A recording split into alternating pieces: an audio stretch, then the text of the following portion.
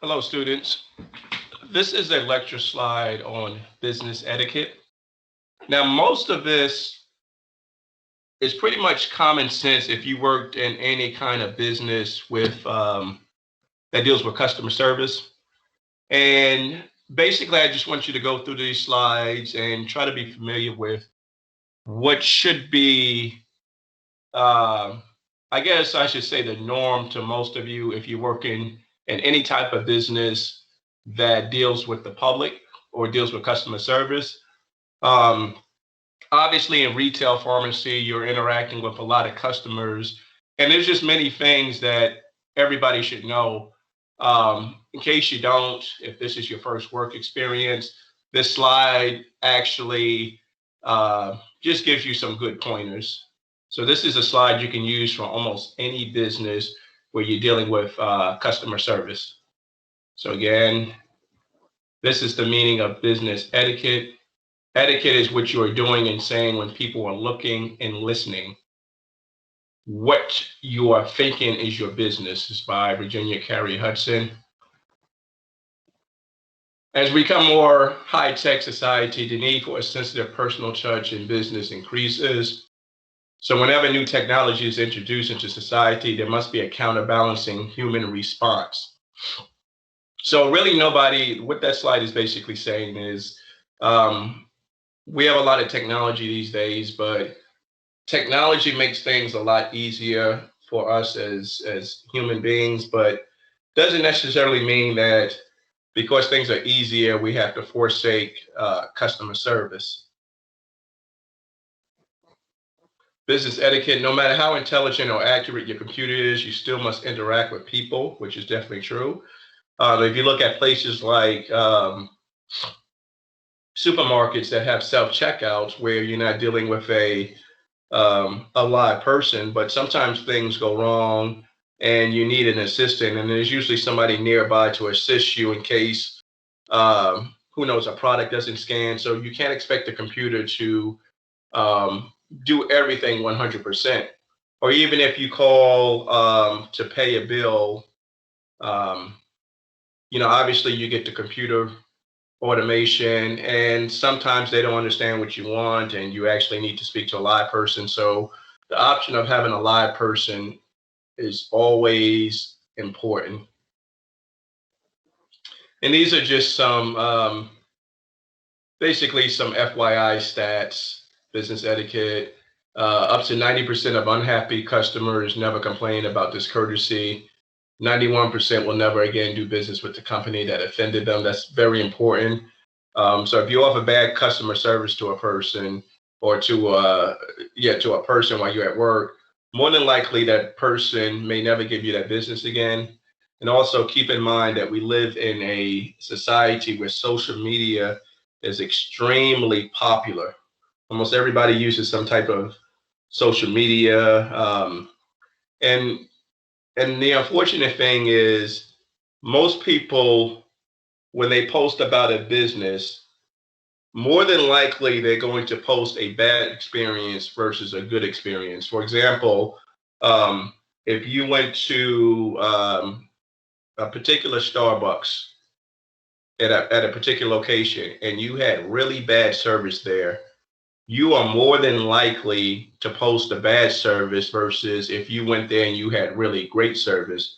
And the reason why is because um, we live in a society where people like to, unfortunately, what gets more views is pretty much crazy or bad things. If you look at many of these viral video sites, most of those times, those are videos with bad interactions. Every once in a while, you see a good video with good interactions. That puts a smile on everybody's face. But people gravitate towards chaos.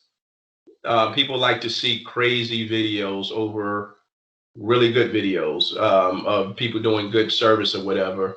You turn on the news, what do you hear most of the time? Do you usually, if you watch your local news, are they usually talking about good things that happen? No, most of the time they concentrate on the bad part of what's going on in the world more so than the good part, because that's where that usually gets better ratings and more views. Again, business etiquette, a company becomes a company you want to do business with because of the people who work in it. So business etiquette has a very definite relationship to the bottom line. Bottom line is basically the money that the company makes. Good etiquette is good business. That is so true. Usually companies that do very well business wise usually have pretty good, in most cases, overall good customer service, because your customers is what actually um, spends the money at these business. And typically, if you keep providing bad service, people are going to go somewhere else, especially in a city like Dallas, Fort Worth, Metroplex, where you got competition all over. Um, CVS is not the only pharmacy. Walgreens is not the only pharmacy. You have a lot of options. Business etiquette continued. When viewed in this light, etiquette is more than which fork to use or how to smile nicely, when to wear a tuxedo. Again, a lot of this is just practical information, just a little FYI that you should instill. Business etiquette need to be able to introduce themselves and others without feeling apprehensive. So this right here starts pretty much the skill level you need to know when you're working for a company. Um, if you're on your first day at the externship, be comfortable introducing yourself to the pharmacist. When you're at your first day of the job, be comfortable introducing yourself to the other coworkers who are working there. And these are just some basic etiquette that everybody should have, at least by the time they're 18. Um, Crowded space.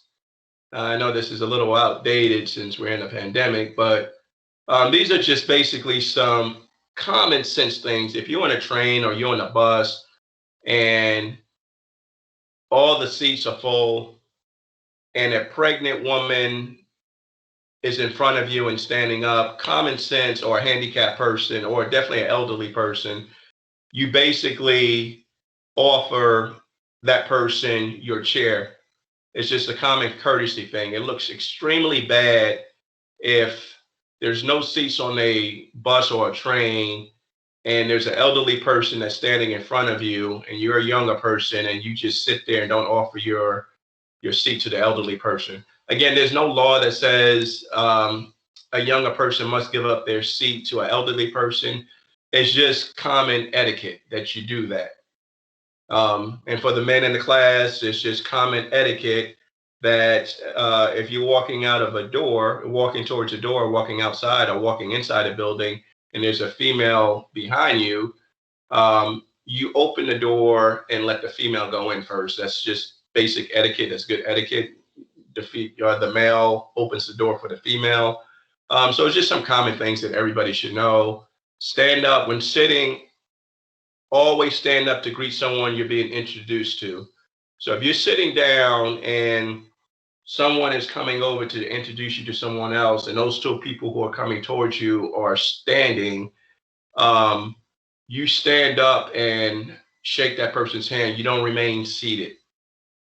Common etiquette tells you if you're seated and you got somebody standing up to introduce themselves, you stand up to their level and shake their hand. No, and this is what I just mentioned, holding doors. Again, typically men hold doors open for women.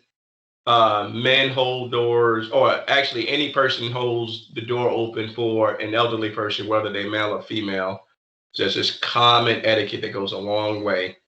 And it kind of shows in your character when people see that. It's a good reflection on yourself, on your company as well. If the employees are holding the door open for elderly people, it just overall looks good, paints a good picture.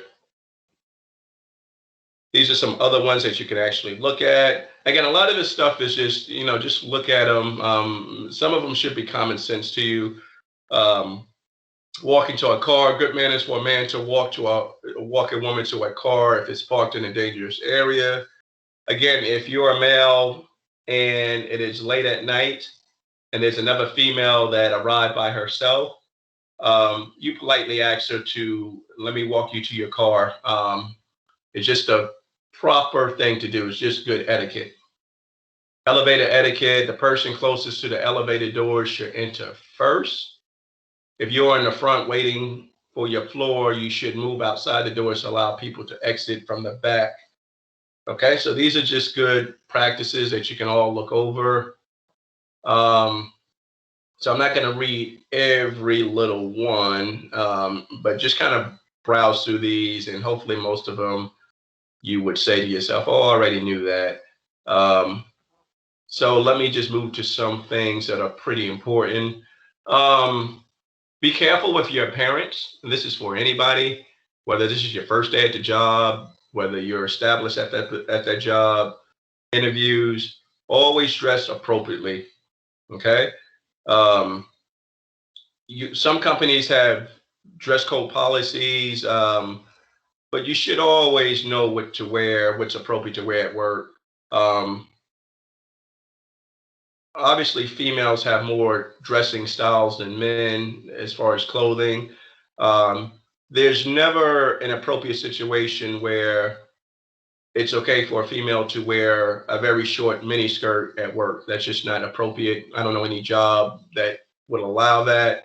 Um, I don't know any job will be appropriate for a female to show cleavage, be professional. It's one thing if you like your body or whatever, but it's another thing when you're working in a business where different people and are around you, and you got to remain professional at all times. Um, you want to be noticed, but you don't want to stand out. That's the best thing I want to say. Yes, you want to be noticed, but you don't want to stand out for the wrong reasons. So just kind of look over these slides. Again, a traditional thing is to dress conservatively, meaning just dress relaxed, where your attire is not offending any people, where people are not constantly looking and talking about you. Oh, look at that person, look what they wear, look how short her dress is. You don't want to be in that conversation. So here's a little slide right here, slide 14. Which of the following would be considered appropriate for a team pharmacy meeting with the district manager? So the district manager is a high position.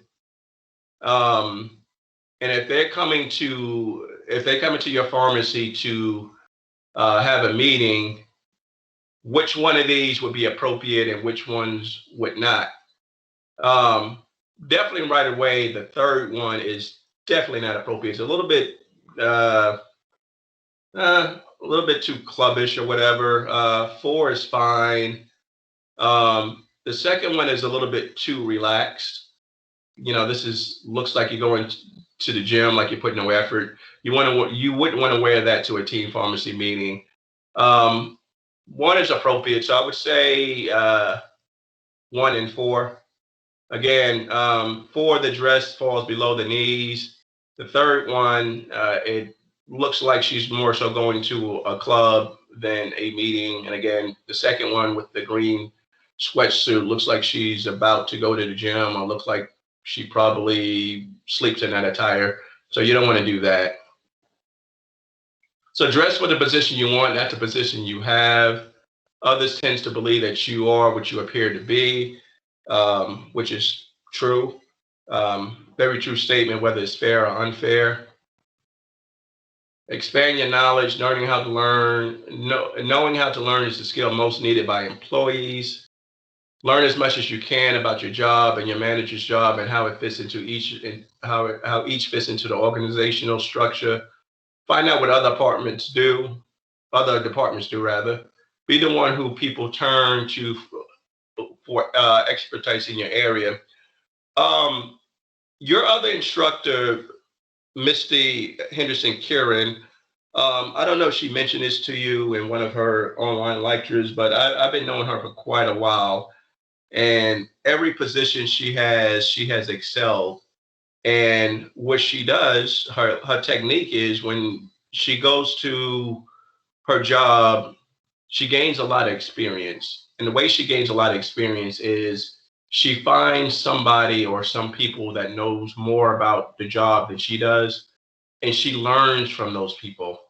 So when she gets a job, she'll find, because she started off as a technician, and she'll find somebody else that knows the job much better than she does, and she'll ask that person, "Hey, could you show me how to do this?" And she may find a lead tech, and she'll ask the lead tech, "Hey, can you show me the duties that you do?" And she just learns a lot by asking questions and watching people. And then once she learns that particular job and the duties that's required, it enhances her skills where she can move up the corporate ladder, so to speak. So that's one thing you would want to do.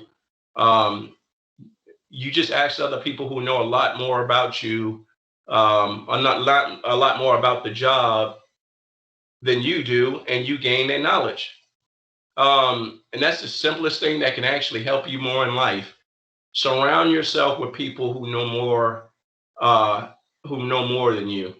That way, you can learn from them and you can get better at your job.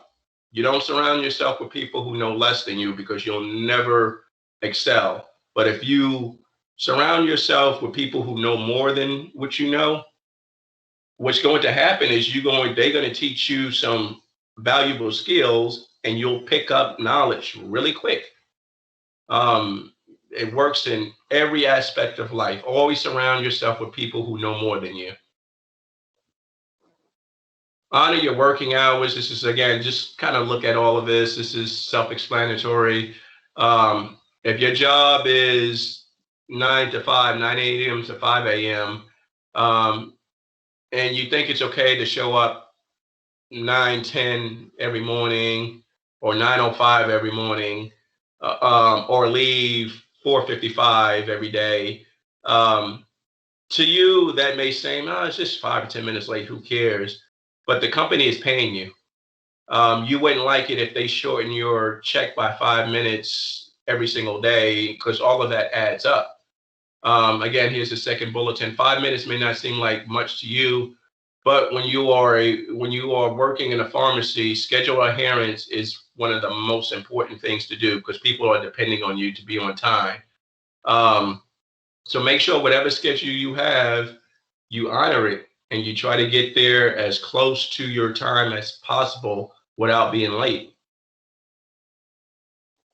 Honor your working hours. Again, just read through these because many of these are just common sense. Um, Again, just read through these. Be friendly. Um, this is so important. Make an effort to get along with everyone. You don't have to be friends with everybody. I'm not saying that, but at least respect everybody. At least speak to them. Be courteous.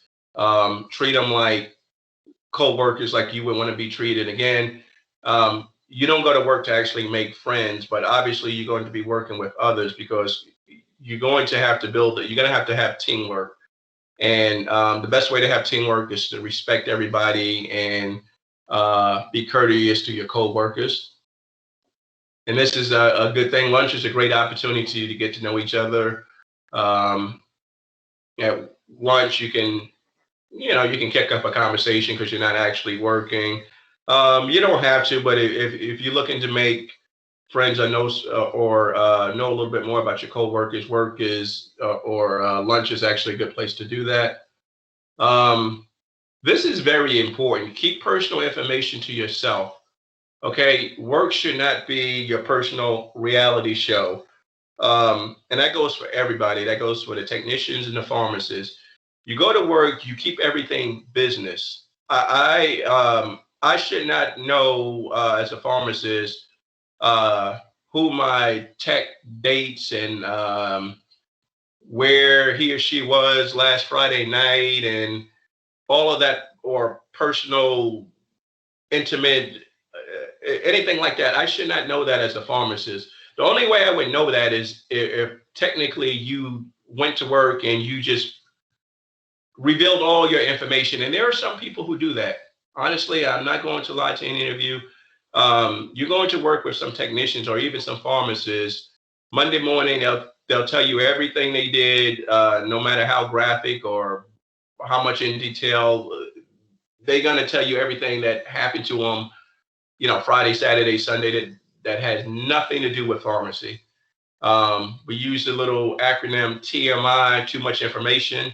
A lot of times people just get to talking and they just reveal too much information, who they dating and who cheated on who and how drunk they got. Keep that stuff at home or to yourself. Everybody should know your business. Kind of look at it like social media. There are people on social media who I've never met, but just looking at their social media, I can tell a great deal about what they do, how they are, what they drink, where they go, where they hang out with, uh, how they dance, all kinds of information. And I don't even know them personally, but you know how I know that? The people put it on social media. They post pictures of them smoking and drinking and at the club, and they put that out for everybody to see. And like I said, some things are best kept behind closed doors or to yourself. Okay. So just try to keep that information at home or keep it on your social media page or whatever. You shouldn't just be spreading that at work. And again, this is basically saying the same thing I was just mentioning. Keep personal information to yourself. Nobody needs to know about your entire private life. Everybody has issues, but you don't need to advertise it at work and among your coworkers. Your coworkers shouldn't know all your business like that. They really don't. I mean, it's okay to tell your coworker you're married and you got two kids or whatever. Those are really common things that is not bad for a coworker to know, but they shouldn't know. If you drink, smoke, if you are seeing somebody on the side, that's not information that you want to discuss at work. Just keep that to yourself. Okay, and just look over these other slides. Again, most of them are just pretty much straightforward. A lot of it, like I said, you should know, just common sense. Don't party or gossip. Keep an open mind to everything. Just kind of mind your business, pretty much. Um, and again, just look at these slides. Again, just overlook them. Um, because these slides are really not, this business etiquette slide is really not really doesn't have any, I should say, hardcore pharmacy information that's going to be on the PTCB. It basically gives you good advice when you're working in the pharmacy. They can help you in that way. So just go ahead and look through these slides. They basically just good ideas that will help you in any field of practice. Um, and again, I'm not going to go through every one of them, just kind of take a look at them. Most of this stuff, if I quiz you on, you would probably know because it's just common sense, unless you're just very new to the workforce. But even if you were new to the workforce, a lot of these slides are just so basic and common sense. Um, and again, just look through all these. This is a good one. Be assertive but not aggressive. What's the difference? Assertiveness is appropriate behavior for the situation at hand. It's standing up for your rights without infringing on the rights of other people. Aggressiveness is a little bit different. It's strong, overpowering, often abusive behavior that comes off very rude, crude, and abrasive. Okay, here's some other good slides that can basically overall make you a better person. This is actually a good one because I see so many people just violate this one. Leave gracefully. Um, Sometimes in life you may find something didn't quite work out. Maybe the job you had just didn't fit you. You didn't like it for whatever reason, or you found a better opportunity. I mean, that happens sometimes in life. Nothing wrong with that. But there's a way to actually exit one job and go to another. No matter what the situation is, always give a 2 weeks notice. That's the general rule. So if you found a better job, or if the job that you have right now, you don't like it for whatever reason, it just wasn't what you thought it was, go out gracefully, give a 2 weeks notice, let your employer know that, hey, I just want to give you an opportunity to fill this position. 2 weeks is usually a good standard time. And, basically let them know in 2 weeks, this will be my last day. Always be cordial and say goodbye to your employees or your co-workers. Don't get on social media and say, oh, this is my last day at this pharmacy. I'm glad. I hate this pharmacy. The worst place ever. Um, you really don't need to do that because it's a small world, especially in pharmacy. A lot of pharmacists, even if they work for other companies, they know each other. I know a lot of pharmacists that work for Walgreens, Kroger's. It's a small community. Um, we all kind of know each other or know about each other. Um, and sometimes when you have to go to another competitor, they will call, and if you got a bad reputation, you might not get that new position. So basically, just leave gracefully. And this is any job, not just pharmacy. Anytime you leave in one job, you want to give them a 2 week notice and just basically thank them for their opportunity. Again, this is common sense. If you're having a pharmacy meeting, you don't want to have your phone on. Um, you don't want to take it out during meetings because it looks like you're not paying attention. Just always place your phone on silent. These are all no-brainers. Again, all of these are basically no-brainers. Obviously, you don't want to come to work intoxicated or smelling of drugs or whatever. Photos. A lot of people use LinkedIn. That's a professional website. Um, in case, for people who are looking for other jobs, a lot of people use LinkedIn. Just put a very professional picture if you choose to use a picture on LinkedIn. You don't want one where it looks like you just left the club or whatever. Keep it very professional. As for social media in general, be careful about what content is out there that may show a less than favorable side of you. Um, Honestly, social media really, sometimes you see people's real side outside of work, and some people, let's just be honest, they have social media pages and you're like, wow, I didn't know this person does that, or I didn't know this person acts this way outside of work. um I would say if that's your lifestyle, you want to really do that, you probably want to keep your page private. But keep it at public where everybody can see it. Sometimes it can put a bad reflection on you, whether it's fair or unfair. So be careful what you leave on social media. Let's just put it that way. Again, there's a slide on technology, emails. Again, just briefly look over these. Emails basically just keep everything professional. You don't want to use all caps. Um, Make sure you proofread everything before sending an email. Shouldn't have any profanity. Should be very professional, like you're having a cordial conversation. The only difference is in email format. So that just gives you information on how to type emails. Never type in all caps. That when you're in all caps, it means you're like yelling at somebody, so you don't want to do that. Check your grammar. You don't want to misspell words. So this is all common sense. So basically, just look over all these. If you have any questions on any one of these slides, again, this is more for general information. It's really not any of this will be on the PTCB, but we put these slides on there because on the externship, you'll be working with other people. When you get a job as a pharmacy tech, you definitely have to work as a team, and you got to have a certain appearance, and you got to be able to communicate, and you want to present yourself in the best manner. So that takes care of this business etiquette slide. Any questions, feel free to message me. And this will be posted on YouTube for you to look at.